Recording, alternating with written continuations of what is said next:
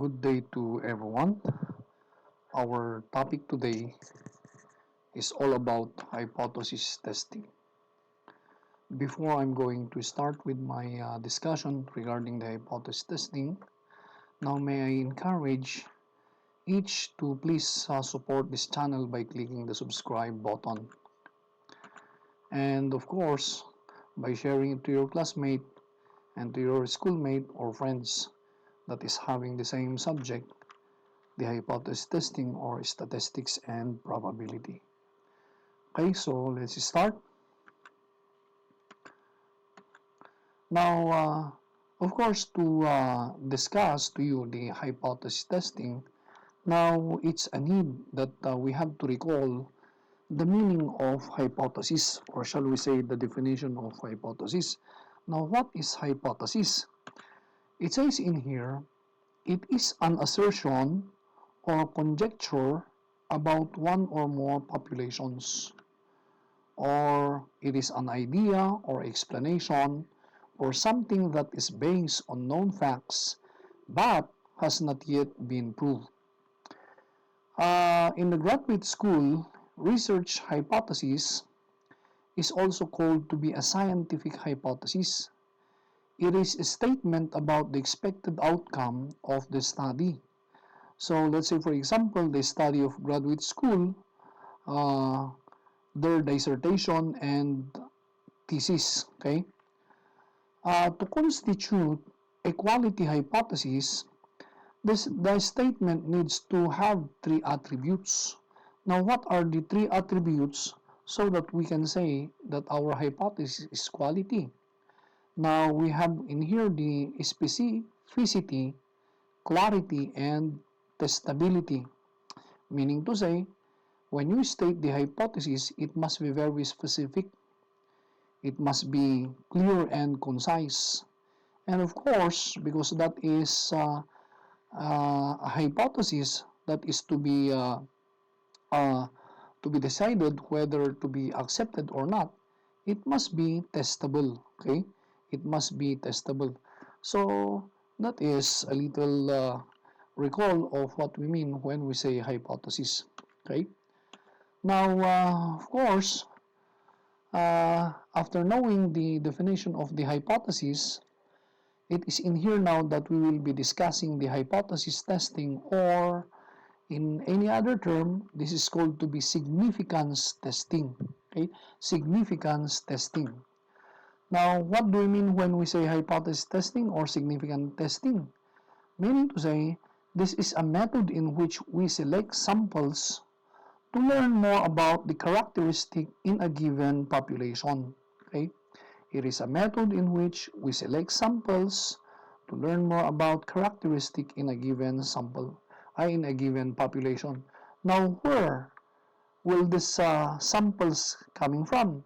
Definitely, it will be coming from a population or the focus of the study, which is the population. Okay, which is the population.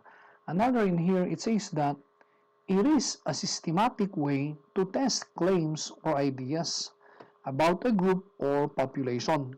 So meaning to say, when we say systematic way, it has procedure. It has a step-by-step procedure. Meaning to say, you cannot just make claims and say this must be accepted or rejected by without uh, following steps, following systematic way, or following procedure in order for you to arrive with that decision. Another one, it says in here, it is a method for testing a claim or hypothesis about the parameter in a population using the data measured in a sample. In this method, we test hypotheses by determining the likelihood that the sample statistic could have been selected if the hypothesis regarding the population parameter were true. Okay, so that is the meaning of hypothesis testing or significance testing. Now, to understand or have a sample elaboration of the hypothesis testing, I have in here a scenario. Okay, I have in here a situation. The situation says that in a study conducted, it is stated that children in the city of Baguio watch an average of 3 hours of TV per week. To test whether the claim is true, we record time in hour that a group of 30 children from the city of Baguio, among all children in the city watch TV. The mean we measure of the 30 children is called to be a sample. We can then compare the sample mean we selected to the population mean stated.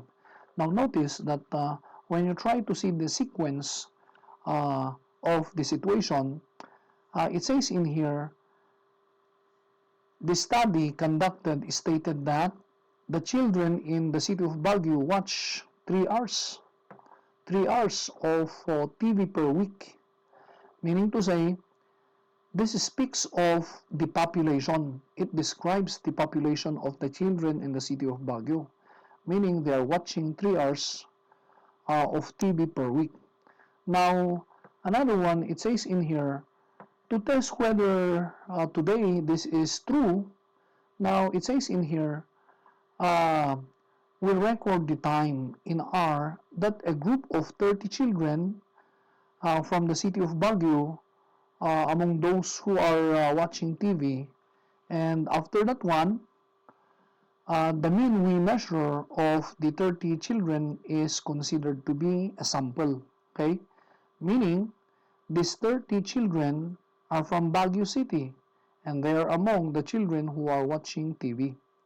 And whatever data discovered from these 30 children who are watching TV will be a representative, or uh, will be considered to be the data that possibly describe the population. Okay, so it says in here the mean we measure of 30 children is considered to be a sample. Okay, now after having now this sample and after having the computation test statistic, we compare the sample mean we selected to the population mean stated.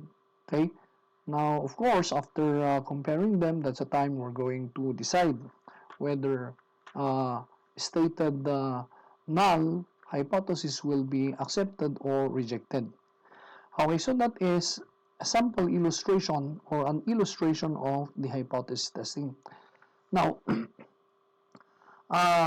in my discussion, I am going to make use of the same illustration, this one. Okay, so bear with me if I will always consider this as my illustration. Okay, let's continue. Now it says in here, hypothesis or significance testing. Now it follows step or procedure. Number one would be when you're going to test the hypothesis, definitely you have to state the hypothesis. Okay, you have to state the hypothesis. Now, what is the hypothesis in the illustration that we just discussed? Meaning to say, the hypothesis is that in a study conducted, it is stated that the population, the children of the city of Baguio who are watching TV is at least watch TV 3 hours per week. Okay, so that is the population. Now another step in here is set the criteria for decision. So meaning to say, we're going to set the criteria for decision. We do not start the inquiry first before we set the criteria for decision. We have to set first the criteria before we start the inquiry. Number 3 is compute this test statistic, meaning to say this is the time now that upon gathering the data, we will be subjecting our data in the computation. We might be computing the mean, we might be computing the z-score, we might be computing the t-score. Okay, so that is the test statistic. Now after having now the computation, that's a time we move on with the decision of what we already computed. Meaning to say, when we decide, we compare now the result of the computation to the criteria set in step number 2. Okay, so let's try to elaborate this step more detailed. Okay, let's try to elaborate this steps I mentioned, 4 steps uh, I mentioned in detail. Okay, so we have in here, number 1 is state the hypothesis. Okay, hypothesis meaning plural, hypothesis, this is singular. Okay, state the hypothesis, meaning to say, when we state the hypothesis, we have to identify the hypothesis or claim that is to be tested. Why? It is because in here, meaning to say, it is the starting point of the claim, or its starting point of the inquiry or study. The the identification of the hypothesis is actually the start of the inquiry. Okay, it is the start of the inquiry. Now, so that you notice, when we state the hypotheses are classified, at least classified into two. It is not, we do not only have two kind of hypothesis. We have a lot of hypotheses, but in thesis making, dissertation making, or research, we consider null hypothesis and alternative hypothesis. Now, in here, we have in here the null hypothesis. What do we mean by this? When we say null hypothesis, it is a statement about the population parameter, such as the population mean, that is assumed to be true. Now, where is this in our illustration? That is, when we go back with our illustration, notice that that null hypothesis is in here. It says in here, suppose in a study conducted, it is stated that children in the city of Baguio watch an average of 3 hours of TV per week. So that is actually the claim. That is actually the claim regarding the population. Okay, that is actually the claim regarding the population. Now, in here, we are going to we are going to uh, test that one, if that is true or not. Okay, so it says in here, such as the population parameter, that is assumed to be true. Meaning to say, it is only assumed to be true, but it is rebuttable. Okay, subject for decision making. Now, it says even in here, when we say null hypothesis is the starting point. We will whether the I mean, excuse me, we check this one. It is the starting point. The null hypothesis is the starting point, whether the value stated in the null hypothesis is likely to be true. Okay, so forget about this one, we will. Okay, it is the null hypothesis is the starting point, whether the value stated in the null hypothesis is likely to be true. So that is the meaning of the hypothesis or null hypothesis. Okay, so that if we give a sample for that, it says in here, the mean watch hour of the children in the city of Baguio is 3 hours. Okay, so that is the statement for the null hypothesis. Notice that my hypothesis is with regards to the population.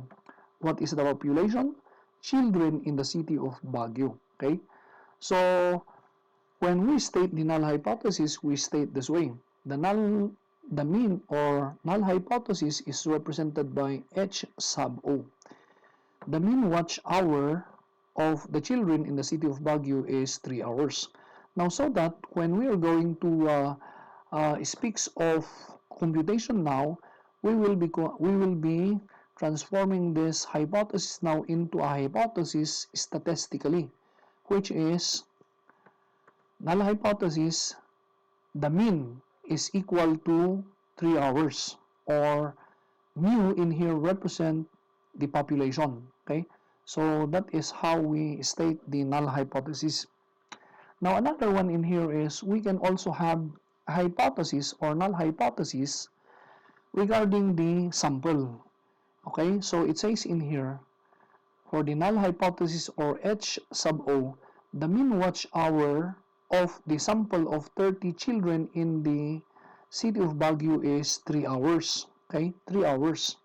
So these are subject for inquiry.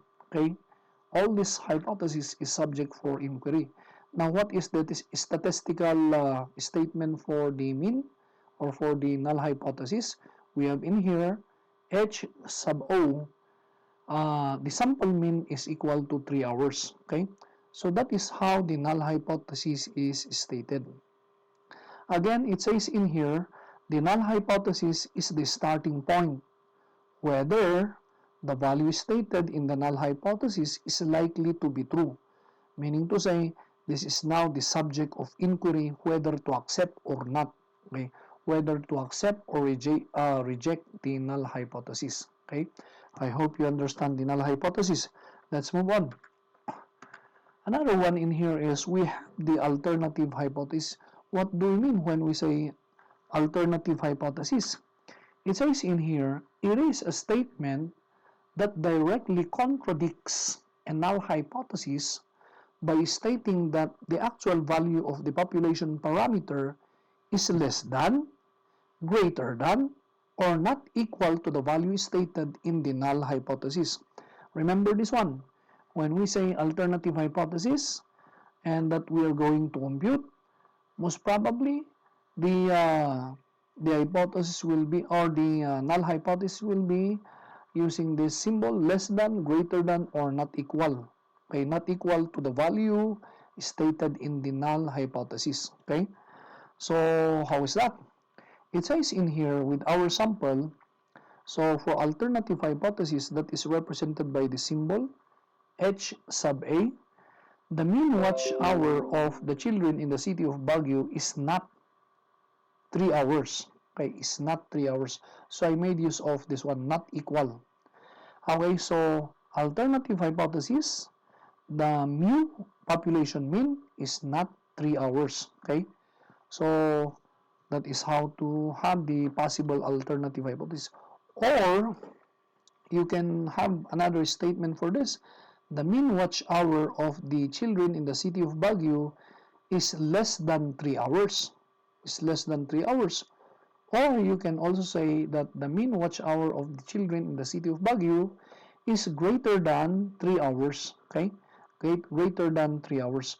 So notice that my statement contradicts the null hypothesis. Okay? We have already stated a while ago. Another one in here is we do have the mean watch hour of the sample of 30 children in the city of Baguio is not, this is supposed to be not, okay, not 3 hours, okay. Or another one, we can also restate this one by saying the mean watch hour of the sample of 30 children in the city of Baguio is less than 3 hours. Or that can also be said to be greater than 3 hours. So notice that my statement uses this phrases less than, greater than, or not equal to, that is contradicting the null hypothesis. Okay, contradicting the null hypothesis. Okay, so that is for the null and alternative hypothesis. Okay. Now notice that after stating now the null hypothesis or the alternative hypothesis, that's the time we go to the number two. Okay, step number 2. Set the criteria for decision. Okay, so after having now the null hypothesis, or shall we say alternative hypothesis, we will set the criterion for decision making. Okay, we'll set the criterion for decision making, meaning we select criterion upon which we decide that the claim being tested is to be true or not. Okay, to be true or not.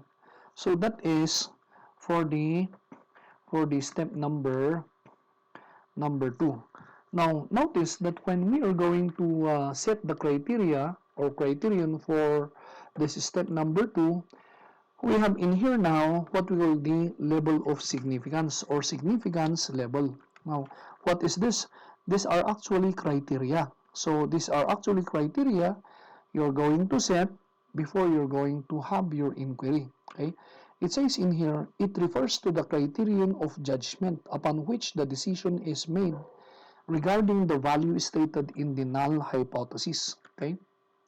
Another one, it is the criterion is based on the probability of obtaining a statistic measured in a sample if the value stated in the null hypothesis were true. Okay? Another one in here, the criterion or level of significance is typically set at 5%. Thus, the probability of obtaining the sample mean is less than that 5%. If the null hypothesis were true, then we reject the value stated in the null hypothesis.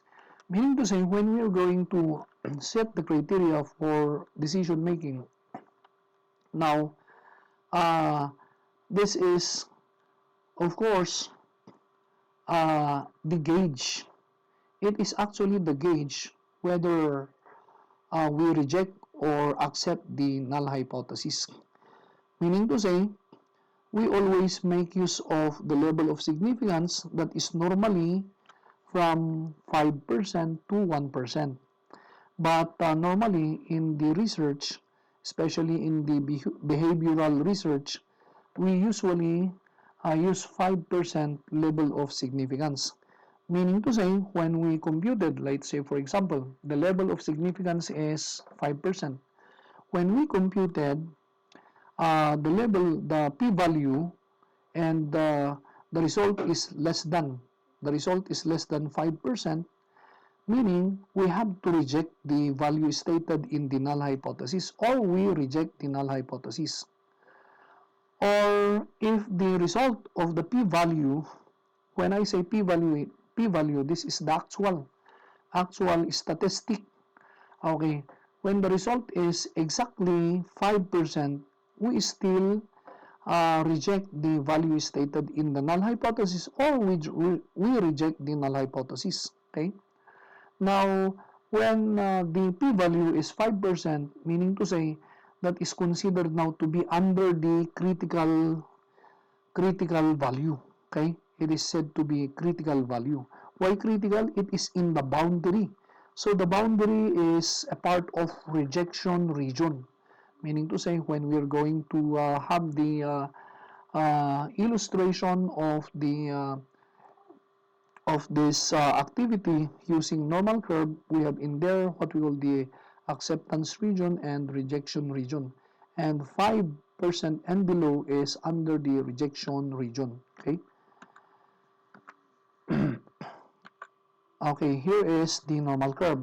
So notice that when we are talking of the rejection region, now rejection region is actually this part. Okay, so if we have two-tailed normal curve, the 5%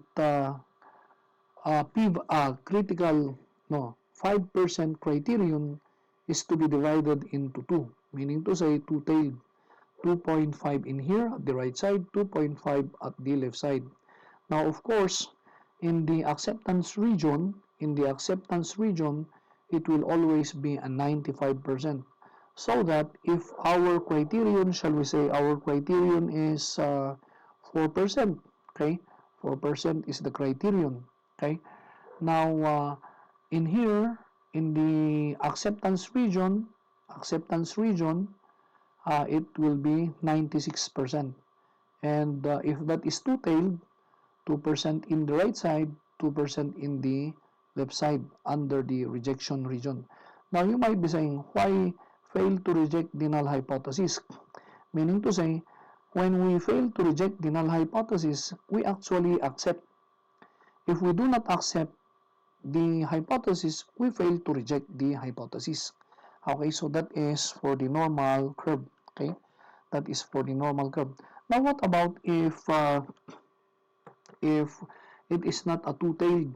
When it is not a two-tailed, the 5% is all located at the left side or the right side, and the 95% is located at the opposite. The acceptance region is located at the opposite. Okay, so there are three curves that we have in the normal curve. Okay, so we have the two-tailed, we have the one-tailed, left and right. Okay, we have the one-tailed, left and right. Now, the next thing that we are going to discuss will be the test statistic. This is already the uh, number 3 step in the testing, in the hypothesis testing. So that when we say compute the test statistic, it says in here, select a random sample from the population and measure the sample mean, or compute the test statistic. So that is the step number 3. So what is meant by test statistic?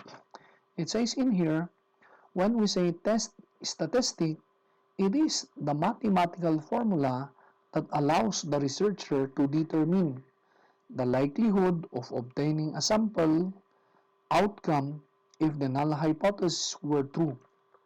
The value of the test statistic is used to make the decision regarding the null hypothesis. Meaning to say, when we computed the sample, or when we computed the data, we discovered that the data is something 4%. Okay, the p-value that we discover from our test statistic is 4%, and the criteria is 5%. Now, meaning to say,